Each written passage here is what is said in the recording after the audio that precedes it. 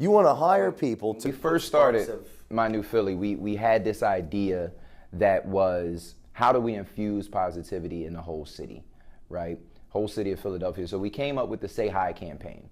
Now, the two biggest struggles of the Say Hi campaign is it's super duper basic, right? So it would take a huge investment of time and money. We have the time at My New Philly, we don't have the money, but I'm sure we'll get it one day. And it would take someone who understood what we talked about in the recent video, the transference of positive energy, right? So all we want to do is hire people to say hi to people all day. We want to take maybe a month or even a season, right? The whole summer, and just hire people to go out in Center City, in Northern Liberties, or Fishtown, wherever, and just say hi to people, compliment people as they're walking through and everything. We want to have people go back into their office and talk about how pleasant the city was for a change. Just imagine if let's take Center City, right? Let's say we hire 150, 200 people, right? And they're not, they don't have t-shirts on that say anything fancy. They're in no uniform. They're dressed like me, they're dressed like you. But they've literally been paid to just walk around and say hi to folks with a smile on their face, right? Just imagine the culture of the office that 19 people working in a high rise on Market Street. So is your idea to document this then? Definitely. You know, My New Philly, of course we will document. Of course you document. So the documentation, and I'll get to the documentation in a second, but just imagine that office building, not unlike the one that we're in right now, but it's on, Market Street or wherever it is. And there's 19 people, say, working in that company, right? Obviously, you got different numbers everywhere. But let's just say 5 of those people encountered one of our say hires during their lunch, right? I can guarantee you that the whole morale of that office, no matter what was going on that day, is going to go up. Because 5 people are going to come back from their lunch break happier.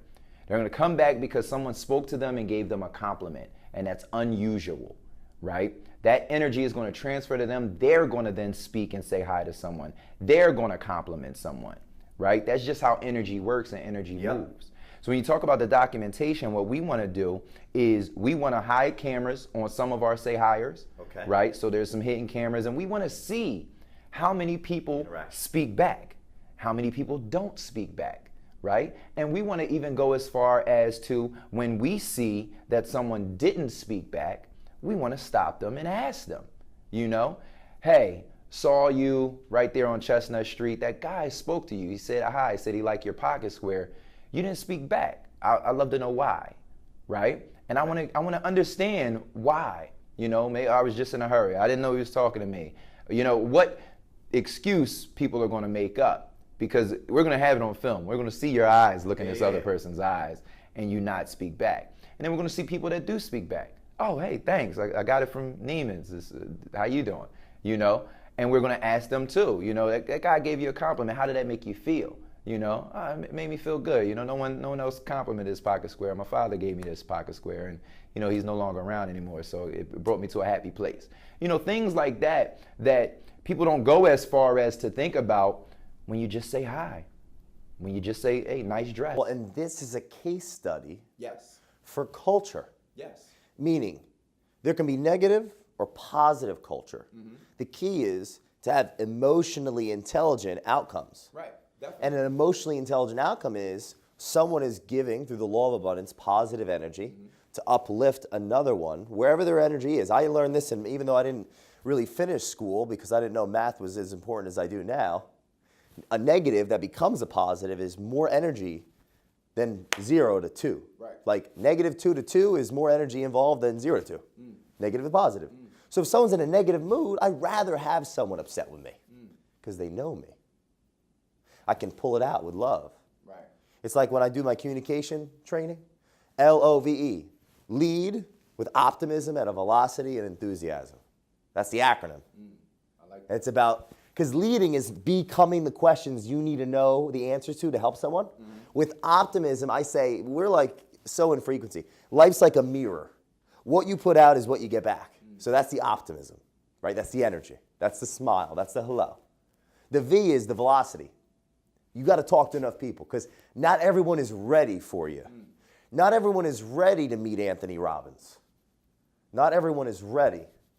It's desperation or inspiration, right? And the energy or the enthusiasm, to me, it means conveying love passionately, sums it up. So to me, that's a case study for why culture matters. Yeah. Because if you study these companies, the ones that produce really well, they call it conscious capitalism. Call it whatever you want.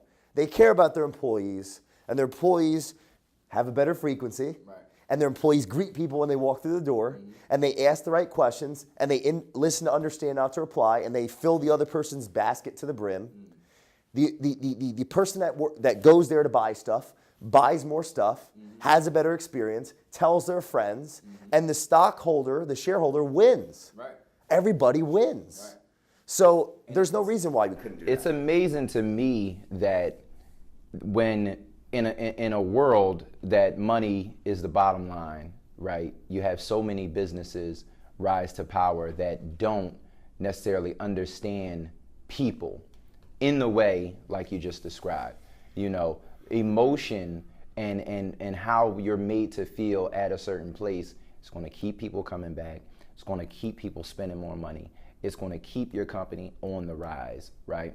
It's going to even bring you out of any darkness you should go into because you're always going to have an army of people that'll vouch for you, you know, and that's what I have at My New Philly. And as you said, there's no reason we can't do that. We're going to find the right investor that cares about making an impact on this city so much that they understand what we're trying to do and that they understand what the impact overall on the city will be if we successful. You ready? Mind blown. Call the janitor. He's got to wipe the brains off the floor right now. You got all these kids going to college. Now we know college is important because your network is your net worth, to a sense. There are things you got to go there to learn if you're going to apply them. Now, if we're going to college and they teach you that, they still do this in business school, in economics, that the business is in business to make a profit, which we know now is not true. A business is in business today. We know because we're more educated to solve problems in the information age. You got all these kids in college. What's a better way for them to learn how to be business people in the future than to intern with My New Philly for this case study? And we go and speak at these schools and help these kids understand that emotional intelligence, right? Jen Groover, she runs Philly here with emotional intelligence. She is the queen bee with emotional intelligence. She knows what's up. We go to these kids and we share with them the value that they will have when they get that job. Because they ain't taught that in school, are they?